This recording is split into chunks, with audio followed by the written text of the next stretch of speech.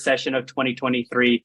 Without further ado, I'm going to leave you in the capable hands of our speaker, Tonia Phanor, who will help us and guide us through how we can have these bold conversations and what we need to take into account. Tonia, the floor is all yours. Well, I am so excited. I was just, looking at everyone joining in. You kind of beat me. I was going to ask the same thing as far as where everyone was coming from. I will go ahead and share my screen. And hopefully, oh, well, okay, not that. I do want you to join my LinkedIn later. You can join on LinkedIn at Dr. Tonia Phanor, but that's not what I was trying to share. Okay. Bold conversations. So it should be it. Okay. Oh, and you know what? Why is it doing that? Okay. Me and Omar just worked through some issues with my Zoom, but hopefully third time is the charm. Okay. So let me go to bold conversations. And share sound. Okay. Not exactly sure why we already tested this, and I'm not sure why it's not sharing my screen. Oh, okay. Can you see the PowerPoint? Not yet, no.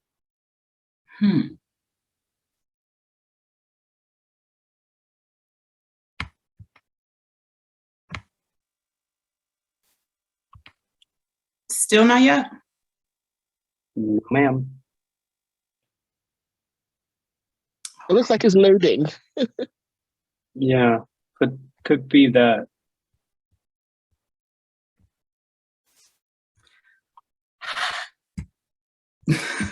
I tell you, we have hopefully. There we go. Yes. I'm like, I will be very sad if I'm not able to share my PowerPoint with you. Okay, but we would make it work. We would go ahead and do it. But like I said, I'm Dr. Tonia Phanor, and I am excited to be here. They, put my bio in the flyer, but basically a little bit about myself. Manny, I saw you're at a university. That is where a majority of my time was spent. I was communication faculty in Georgia and Florida. Now I'm in Coral, Florida, and I saw a lot of people from Florida on the call and all over the country and the Caribbean. I love my husband is from Caribbean. I was in Puerto Rico last week, and I hope to be in Bahamas later this year, but definitely. So I taught communication for various universities, and I began to be asked by different companies and executives to help them with their communication or to come do a training for their teams on communication.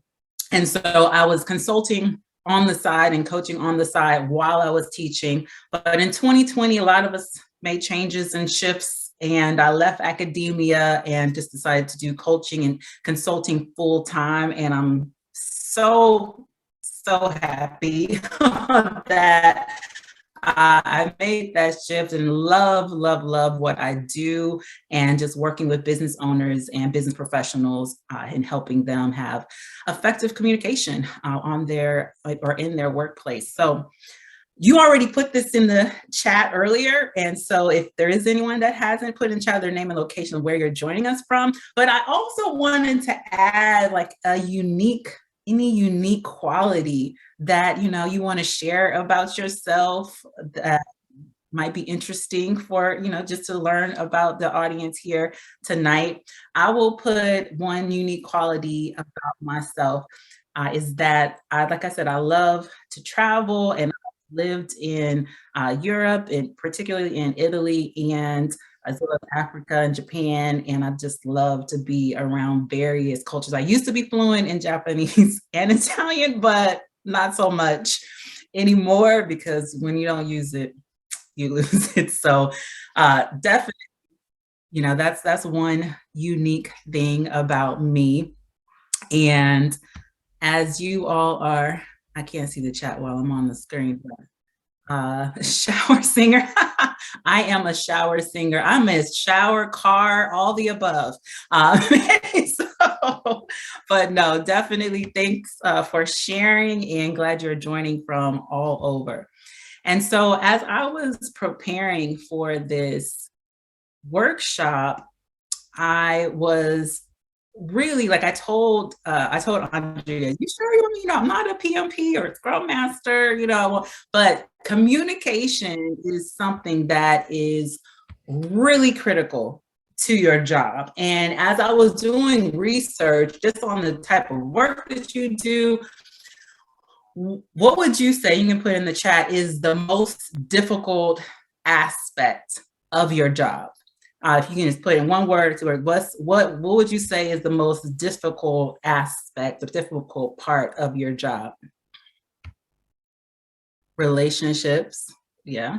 Alignment, definitely. Communication, without doubt, yes. Well, administration, managing expectations,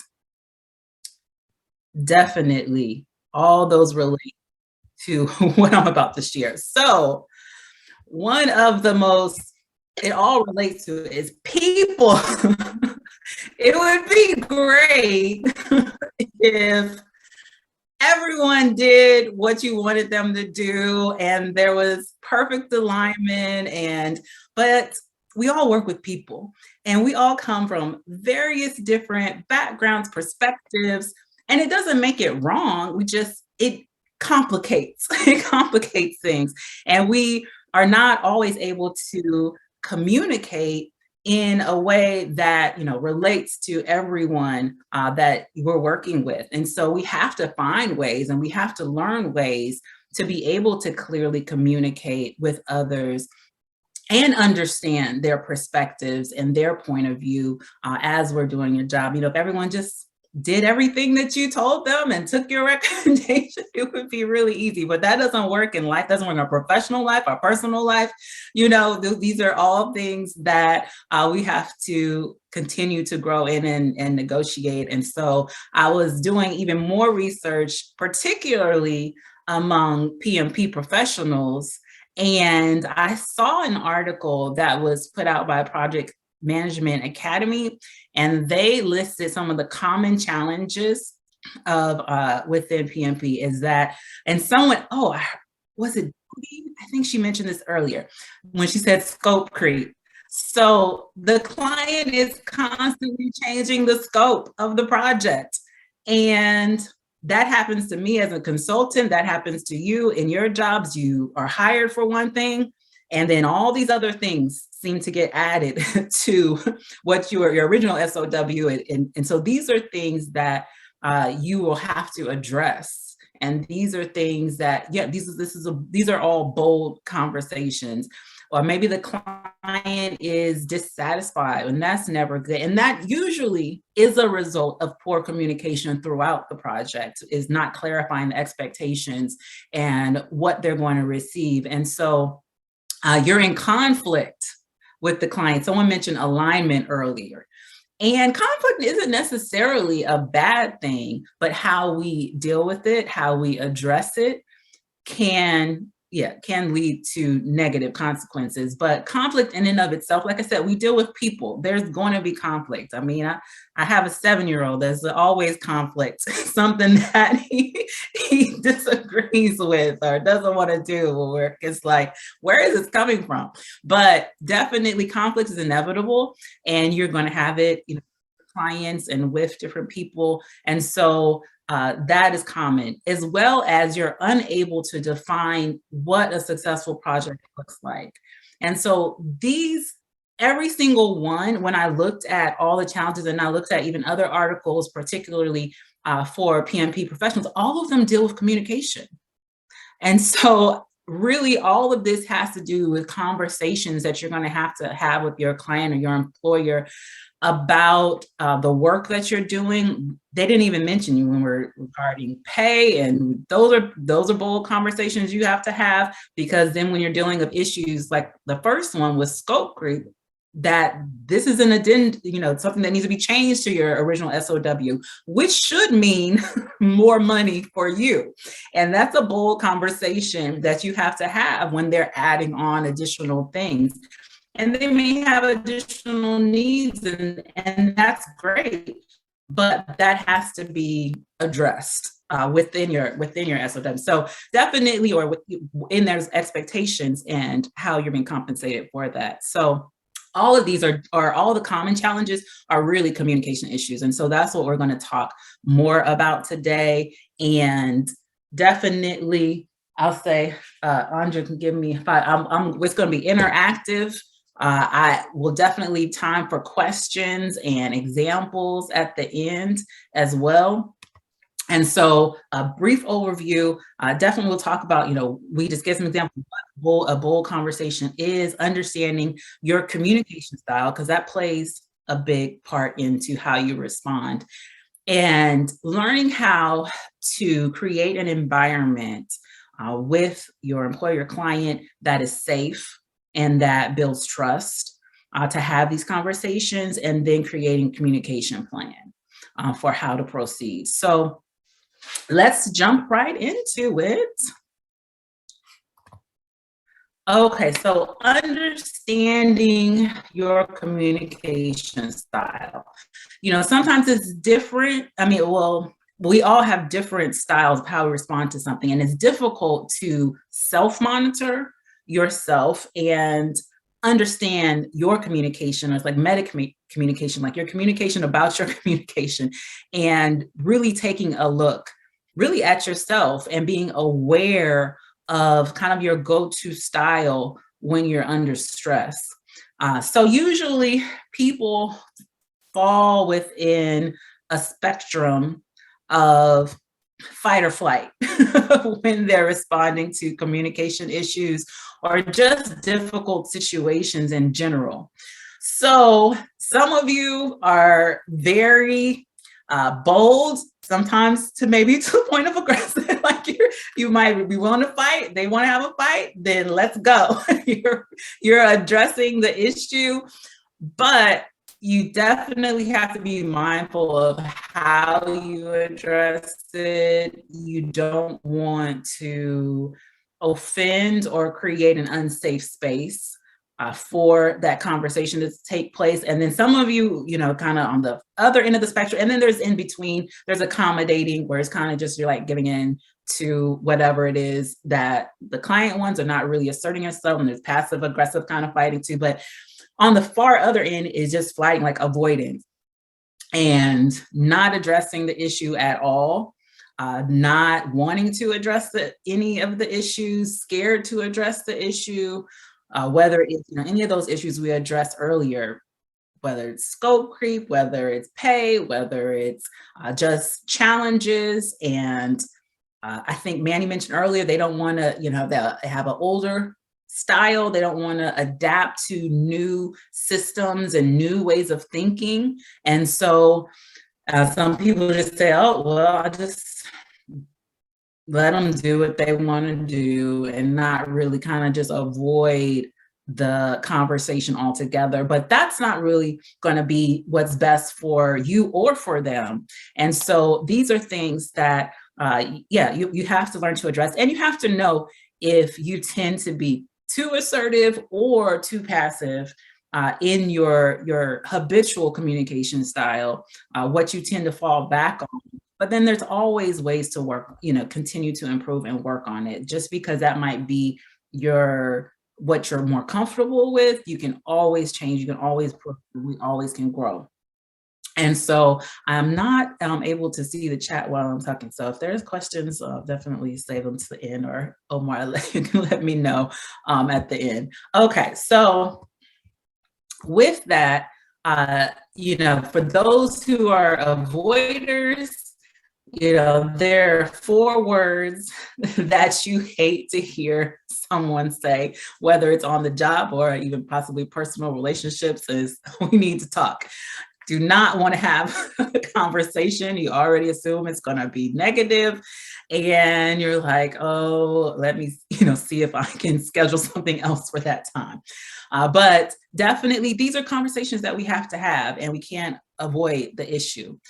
For those who are bashful business people, this was a quote that was in Business Week, and it states that bashful business people can end up in unsuitable jobs, working for less money than deserves because they are unlikely to request a raise, discuss problems with the boss, or display leadership skills. And a majority of those leadership skills deal with your communication and how you're able to effectively lead and communicate to your team. So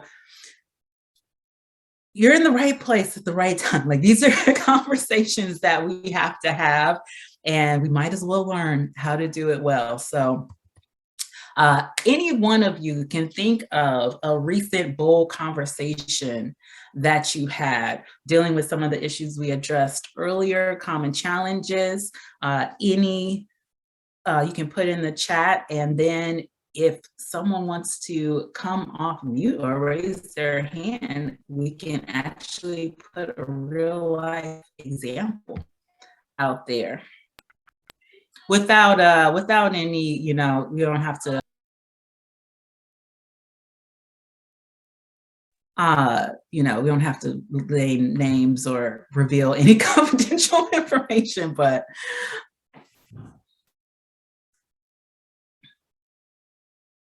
Jackie, go ahead. I'm not going to turn on my video because Yes, it's I know. not cooperating tonight. But I recently had a conversation with my former boss. I was going through a transition. I resigned, and I was having one of those very last conversations. And we were meeting, and it was in relation to funds. And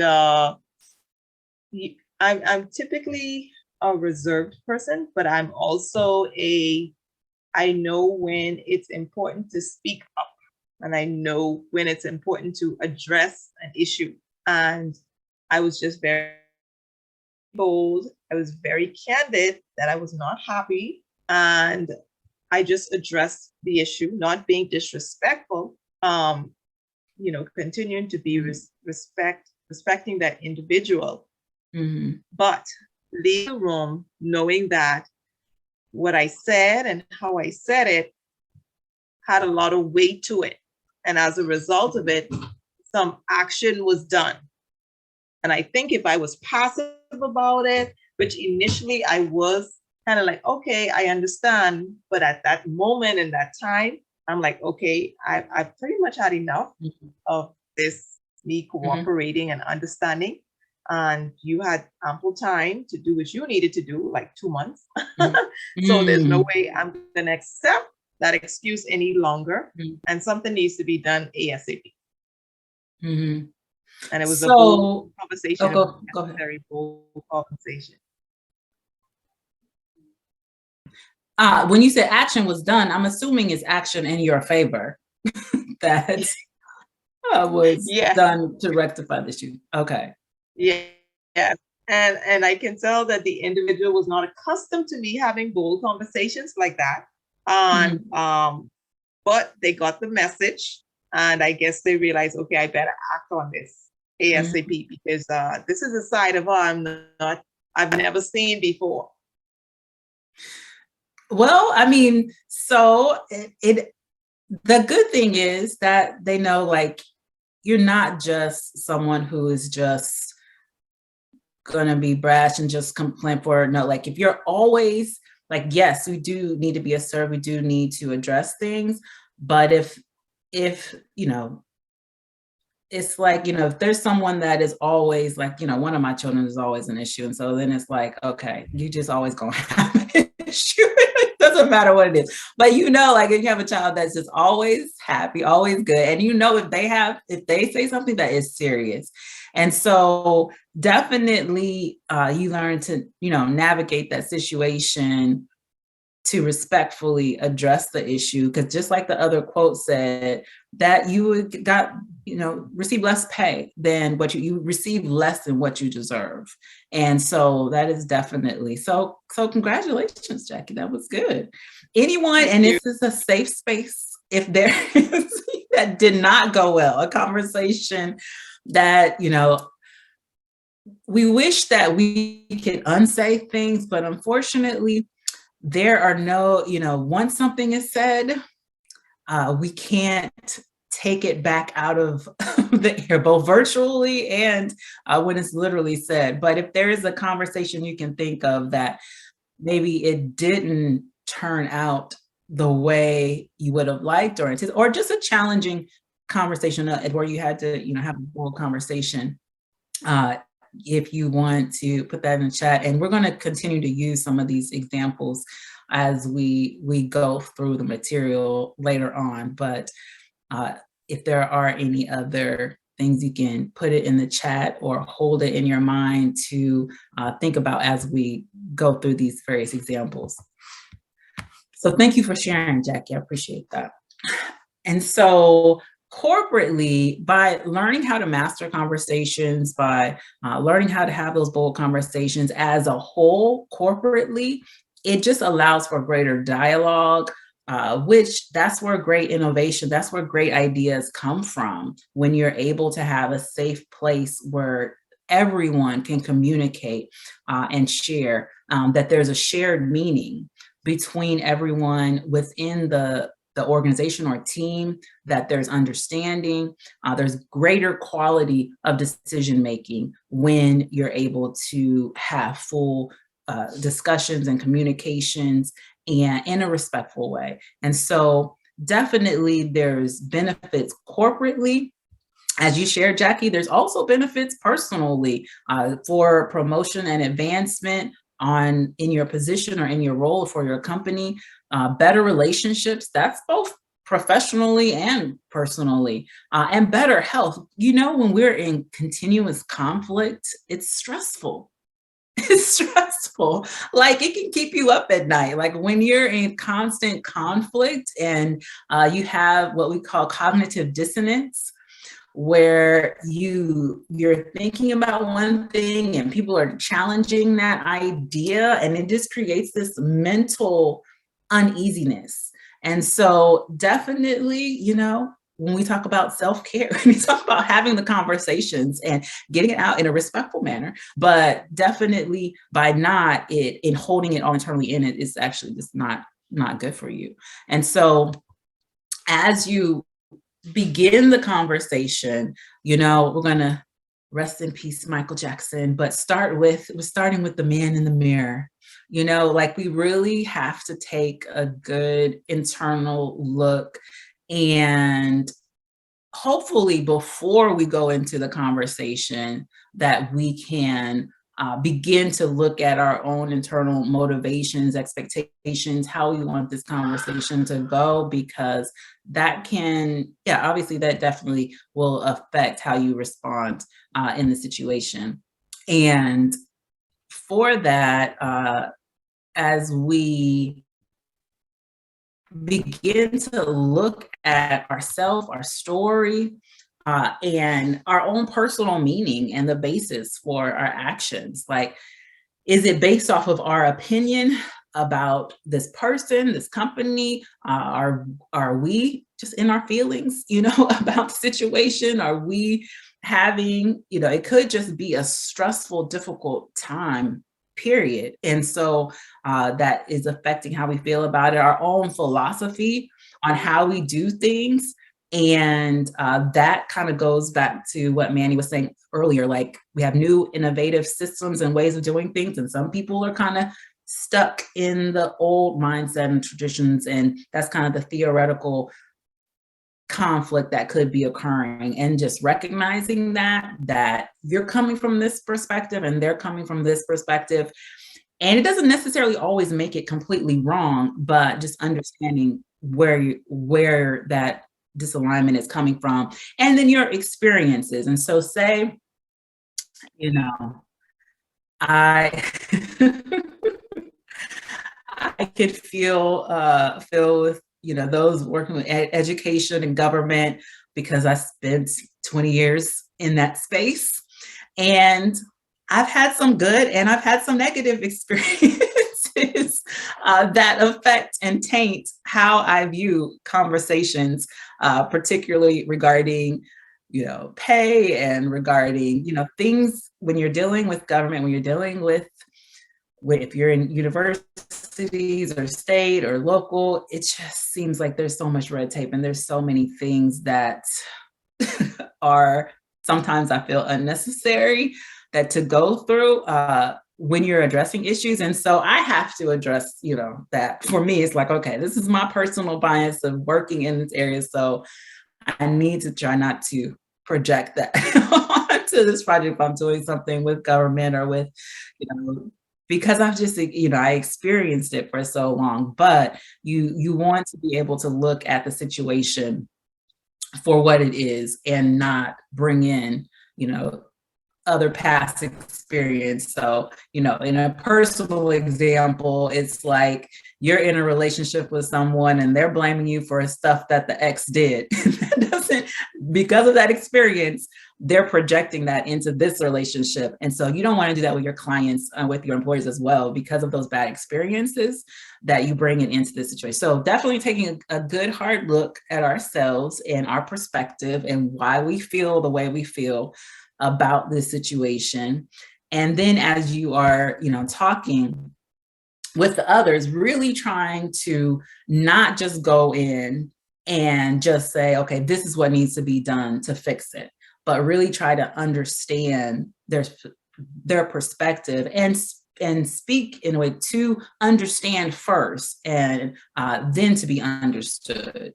Sometimes we just want to respond and just want to react, and we're really not listening. We're already thinking of what we should say and how we should respond, but not really taking the time to not try to fix others.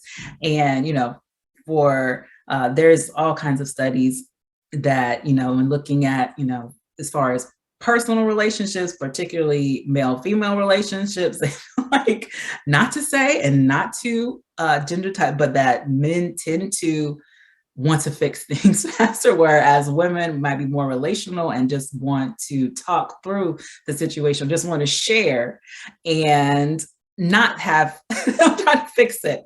And so, but if you're a fixer, and I'm a fixer too, you know, you just have to not try to fix people and just say how they're wrong and just really try to listen and understand. But when you start with the heart, when you begin discussions with the right motives, that definitely affects how the conversation flows. Because when you're already looking at it like they're wrong, they have, you know, they're stupid, they're ignorant, they, you know, your motives are already going to create kind of a hostile environment. And so you want to start really trying to understand, really trying to come into it with the right motives and focus on, okay, what is it that I really want for myself, for this relationship, for this business? What is the end goal? And how am I communicating to reflect that? You know, keeping the main thing and not bringing personality or perspective or issues into it, but really focusing on how can we address this issue and that it's a win-win for us as well as for others. And so as we do this, definitely we want to create a shared understanding, a shared pool of meaning, where we all can come to an agreement, at least be understood on our perspectives, and that everyone has a clear understanding of where we're talking. So if you look at the actual root of the word communication, it's common understanding. Without common understanding, there really isn't communication. Just like in community is a common unity, you're coming together, there's an understanding. But if there is miscommunication and there's a lack of understanding, then you're not able to have that shared meaning and you're not able to have that shared understanding. And so you have to maybe take a step back and really begin to assess, okay, where is the misalignment coming from? Because sometimes it could just be a misunderstanding. Sometimes there are arguments or conflicts that are created not because they truly disagree, we call that a pseudo conflict, but it's just a misunderstanding of what is said. And, like, for example, in our technical world we live in, you could text something and people can interpret it as one thing, and that is completely not the tone or the motive that you had when you sent it, but they can interpret it in a totally different way. And so you want to have clear understanding and clear goals, and so that you're at least able to start from there. And then really begin to look even deeper. There's a quote by Harper Lee that people generally see what they look for and hear what they listen for. And so if you're already coming into the situation and you have your lens that you're looking through that's tainted, like we said earlier, by your experiences, your feelings, your past projects and different things. And so you see it from one. And so if you're looking for this person to be a problem and you see that this person is going to be difficult, then you're going to find difficulties. And so, and you listen for it, you like, oh, I know that they're, going to challenge me on this. And if that's what you're listening for, that's what you're going to hear. Even though, like some people say, like, you're putting words in my mouth. That's not what I meant to say at all. But if that's what you're listening for and that's what you're looking for, then you can tend to see things in a way that may not be really accurate. And so you have to step back and say, okay, what is actually the story? What is really happening here? And am I putting my own slant or perspective on this issue that may not really be in reality what's going on? And so that's something, to share, definitely. So as we look deeper, there's two things that can create a environment that is not conducive for clear communication. And one is silence, where that's usually the avoiders and those who tend to go from the avoidance side of communication, where you're intentionally withholding information so that there is no shared meaning or understanding, because information is being withheld intentionally. And you're like, I'm just not going to talk to them about that, because you might think that it might be conflictual or whatever the situation is. There's not really open communication happening, and that information can be withheld on both sides. But silence definitely is good. And so it could be masking, where you're understating the issue. Like, say it's this huge fire, but you're like, oh, it's no problem. Everyone is good. Like, you're not really stating what the issue is, or you're selective. And those of us who have children know that there can be selective facts given about a situation that they're not really telling the full story. They're selective in what they share with you.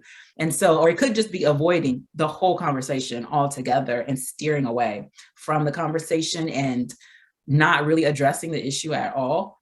Just really, in speech theory, kind of like a red herring, you just kind of, just jump into another conversation and don't really address the issue, or withdrawing and not, so someone just leave, they're always, when you're trying to have a conversation, they're too busy.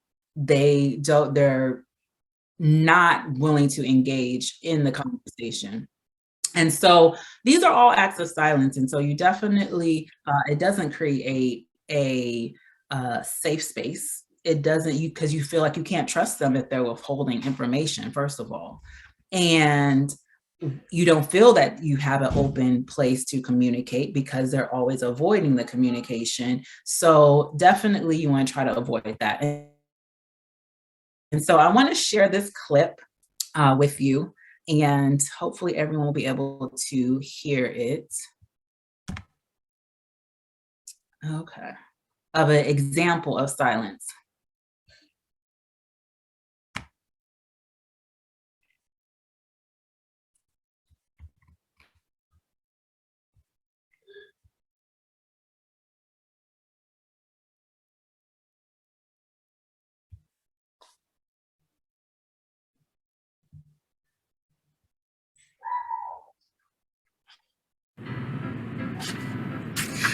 So,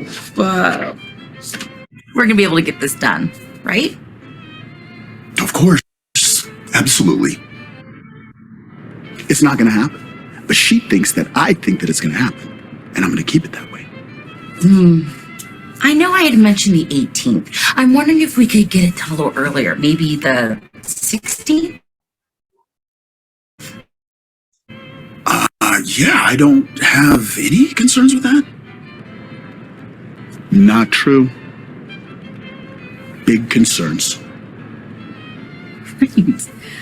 I wonder how design would feel about helping us out. They've got time, right? I'm sure they can make time. They love pressure. They thrive on it. I've heard a lot of good things from them about pressure.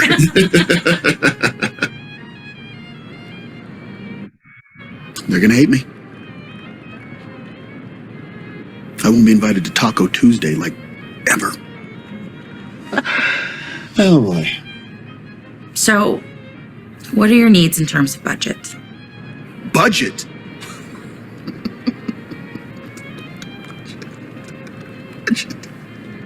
You know what? We'll figure it out. I know how important this is. Great.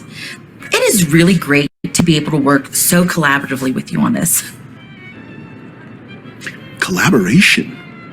You tell me what to do, I do it. I totally agree. It's so refreshing to have a manager I can really talk to. Thanks. Really, thanks. You know, I'm just thinking out loud here. What if we changed the scope just a little and brought back the feature set we cut last year? That would be amazing. What? Are you out of your mind? That would be crazy. Amazing. Crazy amazing. I know. Okay, so a great example of silence and how that can be used strategically to not address the issues. And I feel like can you all hear me? It seems like my video was kind of pausing for a second, but Yeah, we can hear you. okay. And so definitely any thoughts, examples, can you relate? Let's just say this guy's name is John here is working on a project and it just doesn't feel that he can really communicate his true thoughts and feelings regarding the issue and regarding the situation. And okay, thanks, Mike. It's kind of choppy. Is it still choppy? Hopefully not. Okay. So, but is there, what could, let's just say his name's John, have done to, if you think, can you think of how you already see, she said, can we change the scope of this a little bit? So we're getting into scope creep. She's bringing in some things that weren't part of the original plan, but how can he begin to address? Is there anything you can think of that he could have said to address this issue? He should have been completely honest on everything. The withhold, there's missing context, but if I'm basing it off my past experiences, probably he's withholding because he doesn't feel comfortable to say it. He has seen previous reactions that could potentially cause to withhold that information. He's probably avoiding backlash as well. So there, truth be told, it's a huge communication problem, which anybody who's done any software testing will see that happen.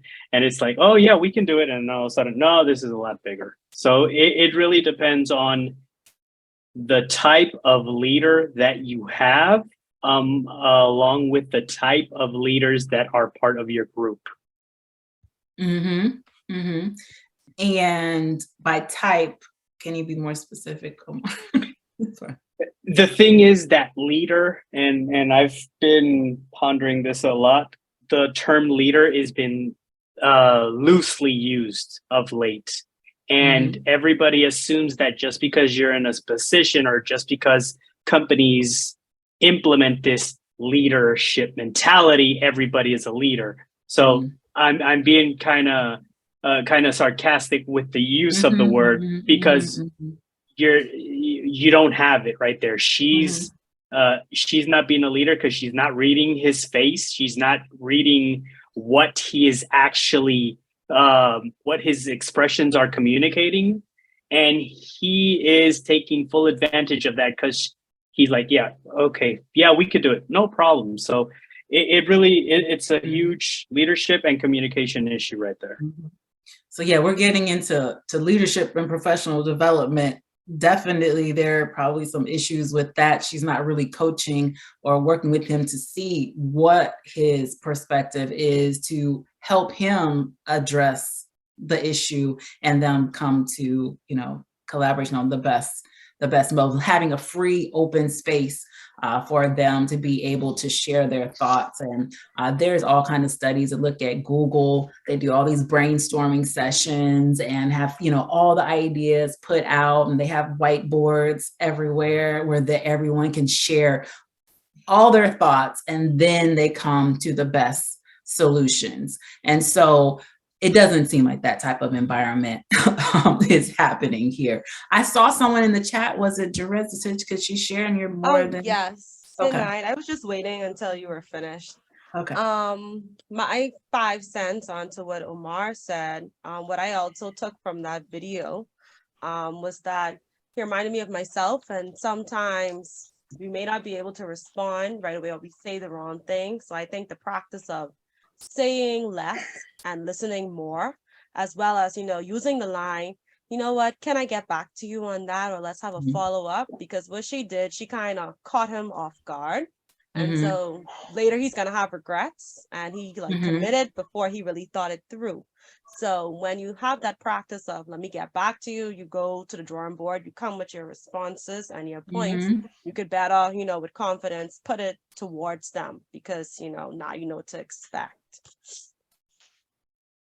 That's it. Very good, Jerez. You're actually jumping ahead of me with having a communication plan, but definitely, because your first response may not be, and you might say, hey, yeah, we can do all this. And then when you really take time to assess what it is you need to do, and maybe the additional team or different things that are needed, you're going to have to go back. And so even when you are, let's say, in discovery or just talking to a client, if you're working for yourself, and you might want to take some time and let me have a day or two to think about this project before you propose what actually, their expectations should be. Because if you just agree to something right away, you might have to revisit that.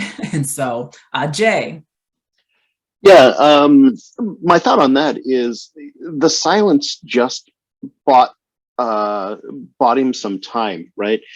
Sooner or later, that difficult conversation is going to come to a head. And at this point, it sounds like it was on the 16th, if I recall the video correctly, when it's not done on time, and when the feature sets aren't in there, et cetera, et cetera. So, as opposed to having that difficult conversation now with reality, with runway, to start to set expectations for the delayed outcome.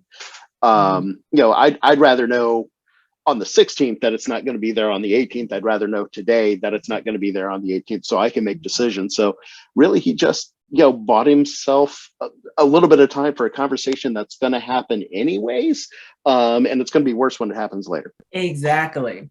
It's going to be much, much worse. So, there's so many examples we could give from the pandemic and from so many things that have happened in the last couple of years. Who was it that was an engineer? I saw someone earlier put their engineering and different things. Was that you, Jay? Yeah. Yes. Oh, okay. Was you. So I was doing some executive coaching with the engineering company, and they develop medical equipment. And obviously this is in many different industries, obviously because of the pandemic, as far as supply and deliveries, where everything was backed up, everything, the demand, as far as for everything was delayed. And so they were finding that challenging as they developed new technology and having to communicate that to their C-suite executives. They just wanted it now. But they had to really explain, the supply issues that were taking place. And it was a whole lot of difficult conversations and whole conversations that had to be had, and still are being had. And as people working through technology changes, not being in the office, not having that regular communication. So yes, it's better when you're able to have those continuous conversations and not let it all hit the fan, and then you have to have the conversation later when it's much worse. And so definitely, proactive leadership is the key. Okay, so silence is one type, but then you also have violence. And that's where, someone might not be taking the time to really think about what they're going to say and have that immediate reaction, or they're more on the fight side of the communication style, where their immediate response is somewhat manipulative. It's trying to convince, control, or just compel everyone to do it their way without really hearing or understanding all sides of the situation. There could be attacking, labeling, and you just have to be really, really careful, because then it's a prejudice. You're coming into it prejudging what the other person is going to do, how they're going to respond. You're attacking their style or even their person because of their disagreement with you. And so that does not create for a safe, conducive environment to have good dialogue and discussions. And so I know I work with, I'm a part of a group of consultants. And when you look at labeling, and you might have, I don't know if they use this in PMP too, but we got to be careful not to do these things, but they'll refer to it as PITA clients. Has anyone heard the label for PITA clients? And if you don't know what that means, that's pain in the, so they're like, oh, I have this client and they just want all this and they're calling me all the time, and so we have to be careful not to label because that's going to already affect and taint how we come into our interactions with them. Even when you see, their name on the phone or you see them calling, you're already gearing yourself up for a negative conversation. So we just try to step back and not prejudge the situation or try to overly control the situation. And like I said, we want things to go the way we want them to go, but we can't. And of course, and not attacking her, because that can definitely have negative ramifications. So other signs of violence in communication is coercing, dominating the conversation, cutting other people off in meetings, not hearing other perspectives, having very leading questions, very directive questions. They're basically not a question. It's basically telling you what, like, we're not going to have a problem with this, are we? Like, that's really a directive question. It's not really asking you if there's no problem. It's basically saying, we're not going to have problems. Using absolutes. Oh, we never do things like that. We always, do it this way. And that can just be, that just halts creativity and innovation when you refer to everything absolute and changing the subject. And so you're trying to have a conversation. So all of those things can create, very negative, unsafe spaces to communicate. And so you want to try to avoid that, or be aware and be observant when you see these things happening, and then you have to say, okay, we need to redirect and try to make this a safe space, and we'll talk about that and ways to do that. But I mentioned the labeling of PETA clients, any other labels that you can think of where, you know, we can language, but any other labels or terms that, you know, not you, but you've heard other people, you've heard other people use, or that can, you know, just create a perception of how this communication is going to go, or how this is going to go. I'll never eat. Oh, I never eat a pita without. Yes, we call it performance punishment. Okay, Jody. Like as far as okay, wait, I'm like going back in the chat, so I may be missing some contents.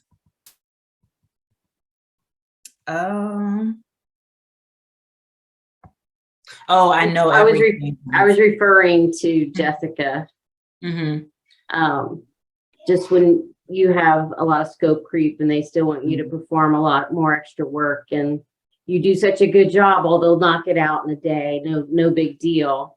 But we call it performance punishment. You do such a good job, they keep layering on more and more and more. Yes. Until the point where your team is drowning, and you don't get a deadline, and then you're punished for it. Exactly. No, that's definitely, I personally can attest, you know, educators, woo, you know, have definitely, you know, as I was in education for many years, people just put all kinds of stuff on you that's not really you don't get paid any extra, not that you're getting paid a lot anyway, but they'll just put all kinds, and you do keep doing a great job, and you keep doing, but it's not reflected in your pay, and it's not reflected in their appreciation of you know, what you do. So definitely you have to be mindful of that, and then be able to have these conversations. And really, I remember at one point I was like literally doing 3 separate jobs, but still getting paid for my one position. And so, yeah, I had to make some changes. And sometimes, you have to realize that, and if it's not going to be conducive, sometimes that conversation may end up in you taking a different route. But definitely be aware of it when it happens, and how to address. So ways that you can make it safe, and creating a place where people can communicate as well. So safety is a basic human need. When I was, you know, we look at communication, that's the, you know, communication research, a lot of that is based in psychology. And so Maslow's hierarchy of needs, safety is like right above our basic physical needs for air and water. Like we need to feel safe. And so people with a sense of security and belonging are more stabilized in being able to create and innovate. And a group of wonderfully cared for, confident individuals, which let me move my screen, will generate great ideas. So when you feel safe and you can just share things, that's how great ideas come about, when people don't feel like they're going to be judged, or they're going to, and I gave the example with Google, or like you want to have a space where you can share freely and be able to have those moments where, and it may not be the best idea, but that's how it gets to, you know, the great ideas. And so let's talk more about ways to do that. So we must establish, obviously, mutual respect and mutual purpose. And, you know, there are people that it might be difficult for you to respect them, but to find, just in as far as their basic humanity, a level of mutual respect. And at least if there's some common goal or a mutual purpose that you can agree upon, just start from there. And that, you know, you both have this goal, you both have this common purpose, that you can focus on and start from that place with mutual respect. So respect is like air. Nobody thinks about it, but when it's not present, it's basically all you can think about because you can't breathe. And so you don't want to be disrespected, but you also want to try to, give that same respect to others in difficult situations where you might feel disrespected. And I'm not saying not to address those issues, but to still address them in a way that, doesn't bring yourself down to that level, even if they are being disrespectful. And so, but still trying to find a way where you have some type of mutual purpose, mutual agreement on the issue at hand, and you can begin to work from there. To learn to, respect their basic humanity and find similarities. And a lot of times when there are conflicts, all you can see is the difference. All you can see is like the conflict and the disalignment, but try your hardest to find, okay, we both agree on this. We both, have similarities in this. We both, share this in some small way. You can find a similarity or argument that can allow you to relate to them in some aspect or in some way that, or even put yourself in their shoes, and how would you want to be communicated to about the issue if you were in their shoes? How would you want to be approached about it? And so to be able to step back and to do that. Obviously, sympathy and empathy.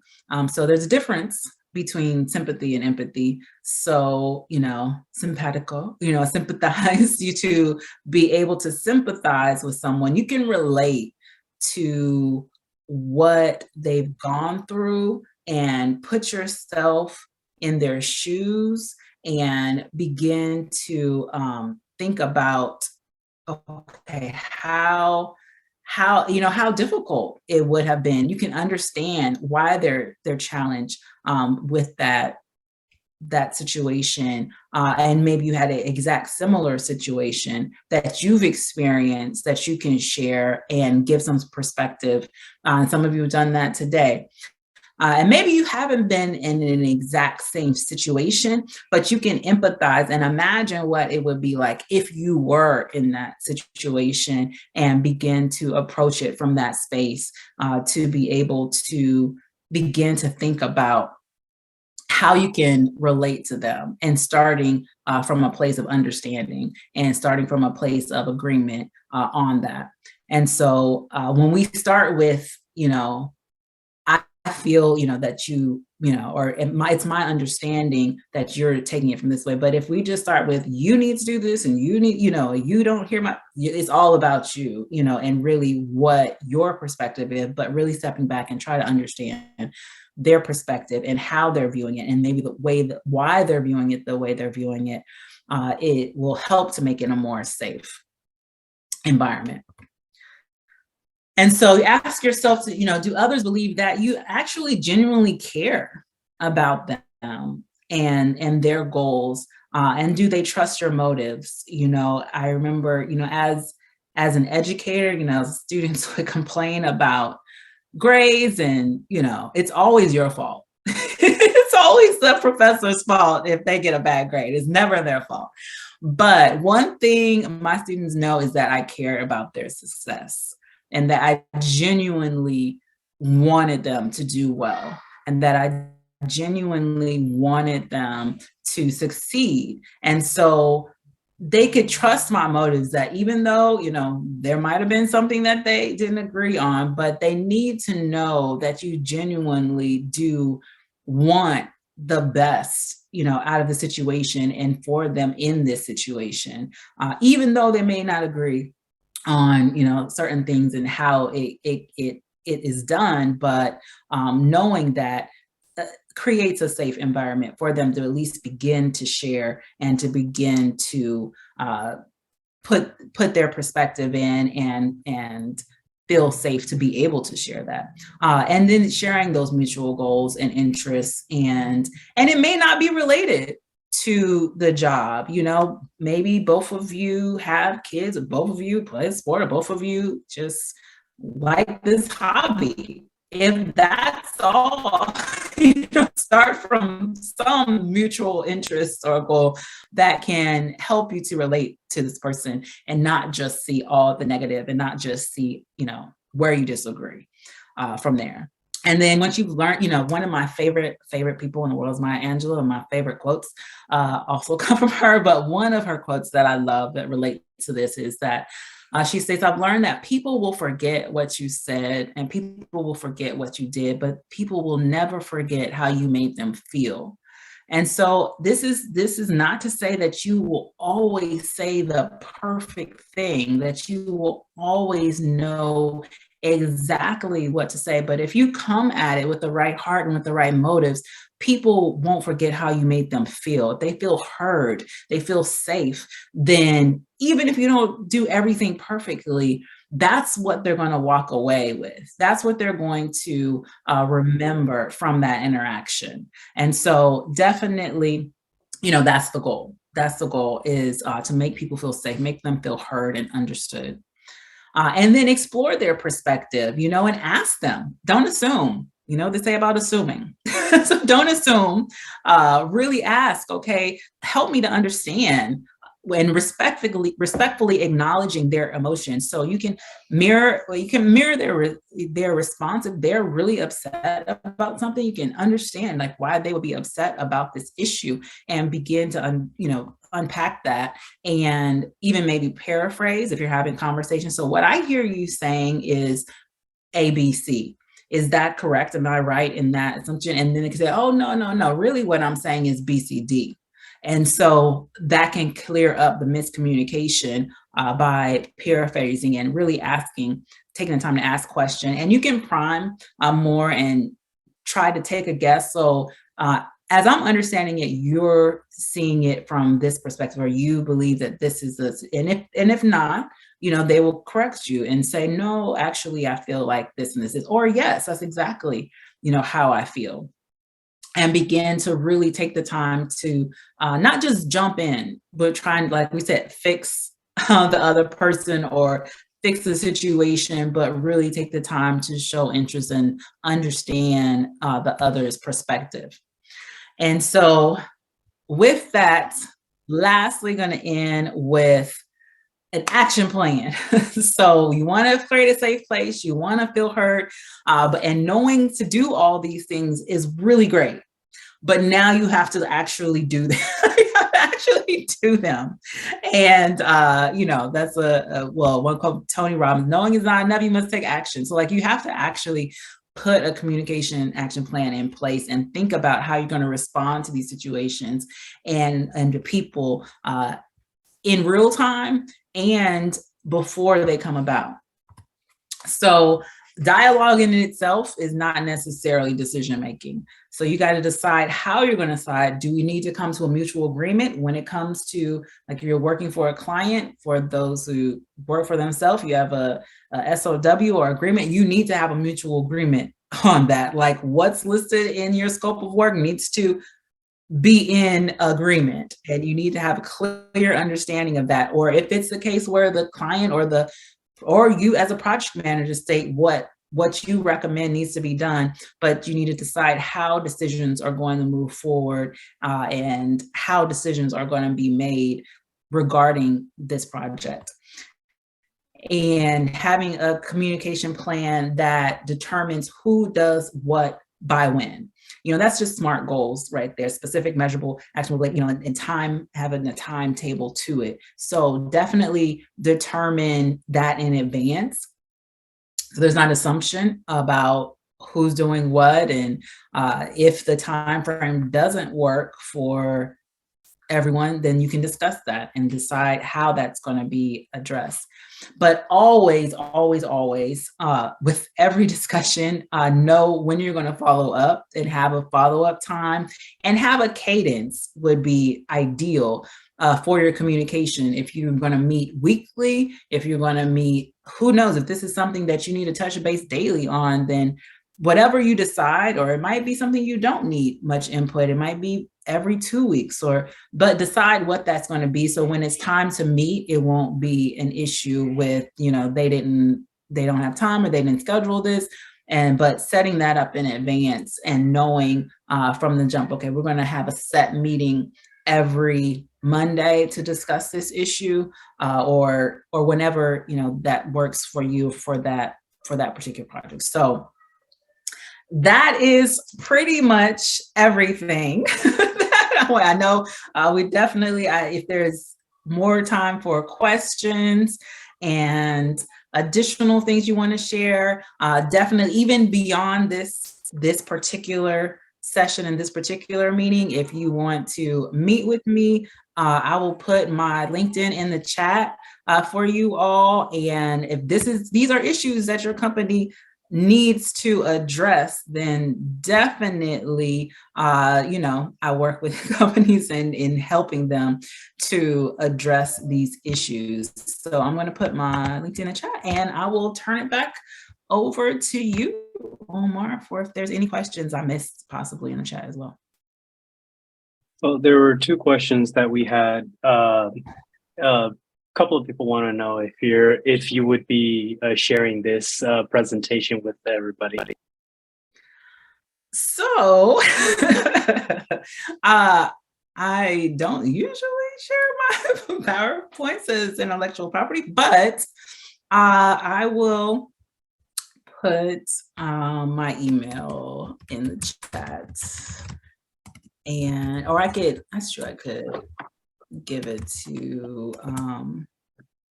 to Andrea, but definitely I will put this caveat: this cannot be used for training or for other purposes. Without said, if you want a full presentation, definitely see me and we can talk about that. Okay. Well, before we head to the Q&A, I would like to ask everybody to please turn on your cameras. We normally take a picture of everybody in the session and share this on LinkedIn. So if you can, please, promise it'll be quick.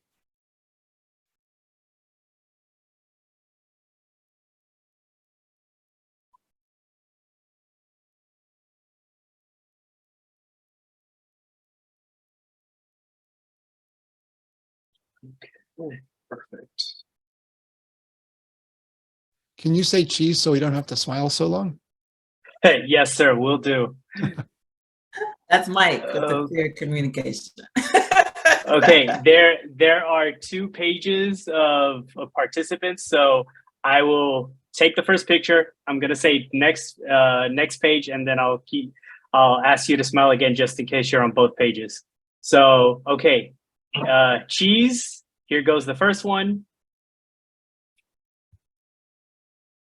Okay, you can stop now. I'm going to the next page.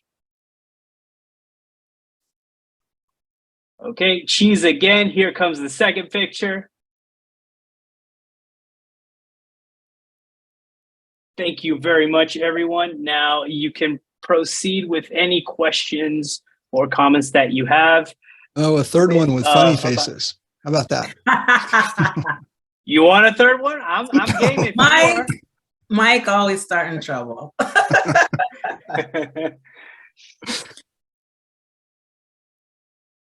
These are serious professionals. So feel free, you can come off mute. For those who are interested, we are having the first in-person session of 2023 will be in March. It will be in the Bahamas. So if anybody wants a good excuse to see some sunny beaches and get some sun and sand in their feet, you're welcome to come down to the Bahamas.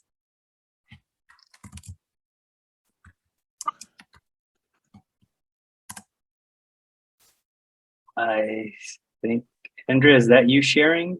Our next session is for next month. We're going to have Bob Galen talking. I will be hosting that one as well. So you feel free again to join us.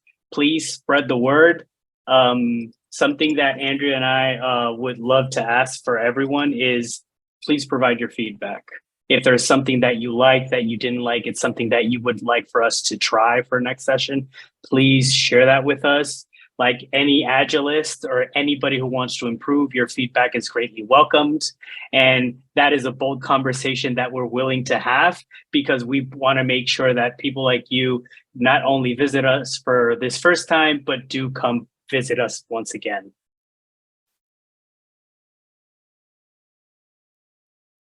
And one quick more thing before you leave, Omar is going to drop our LinkedIn links in the chat, and also the link for the Scrum education units. For those of you who are Scrum Alliance members and certification holders, we do have a SEU link for a 1-hour credit on your professional development for joining our meetup.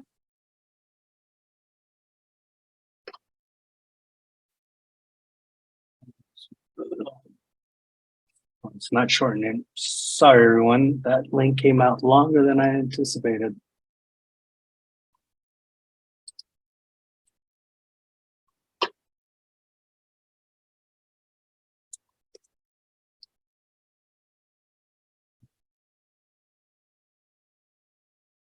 Nobody has any questions, any comments?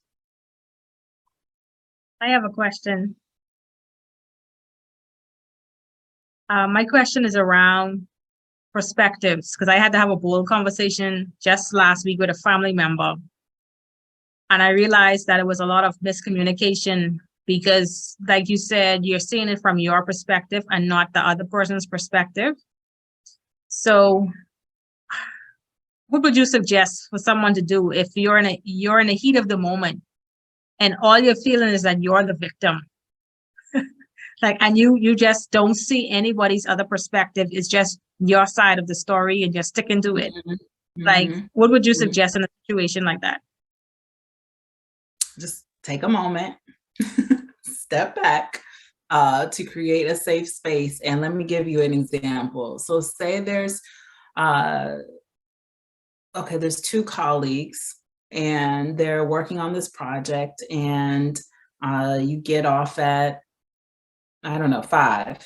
And every day you see them leave at 4:45 and you have a project due, and you're like, hey, like your perspective is this person is leaving me responsible to do this work, and they know it needs to get done, and they don't care. They just are just going to put it, they're just going to leave. They're not taking it seriously. They don't care. And then in conversation, you ask, instead of judging or assuming, hey, I noticed that you are leaving early every day. I know we're working on this project. Is everything okay? Is there something like